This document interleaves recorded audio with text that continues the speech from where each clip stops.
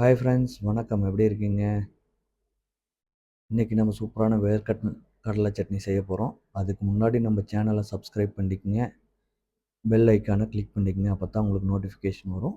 இதுக்கு தேவையான பொருள் என்னென்ன எடுத்துருக்கோன்னு பார்த்தீங்கன்னா, நாங்கள் ஒரு 100 கிராம் வேர்க்கடலை, 4 பச்சை மிளகாய் எண்ணெயில் வதக்கினது, சீரகம் 1/4 டீஸ்பூன், உப்பு தேவையான அளவு, புளி ஒரு சிறிய காயின் சைஸு.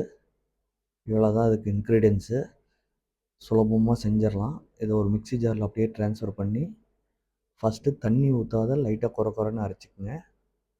ஏன்னா புளி ஊற்றுறோம், அந்த தண்ணியை ஃபஸ்ட்டு ஸ்டார்டிங்கில் போதும். அதை அரைச்ச பின்னாடி தண்ணி தேவையான அளவு தண்ணி ஊற்றி நல்லா ஃபைனாக நல்லா பேஸ்ட்டாக மிக்சியில் போட்டு அடிச்சுக்குங்க. இப்போ நம்ம வேர்க்கடலை சட்னி ரெடி ஆகிடுச்சு. வாங்க சாப்பிட்லாம். ட்ரை பண்ணி பாருங்கள். இது சாப்பாடு, இட்லி, தோசை எல்லாத்துக்குமே சூப்பராக இருக்கும். உங்கள் ஊரில் இந்த மாதிரி செய்வீங்களா? நன்றி ஃப்ரெண்ட்ஸ். தேங்க்ஸ் ஃபார் வாட்சிங் ஃப்ரெண்ட்ஸ். நம்ம வீடியோலாம் பிடிச்சிருந்துச்சுன்னா நம்ம சேனல் லைக் பண்ணுங்கள், சப்ஸ்கிரைப் பண்ணுங்கள். நன்றி.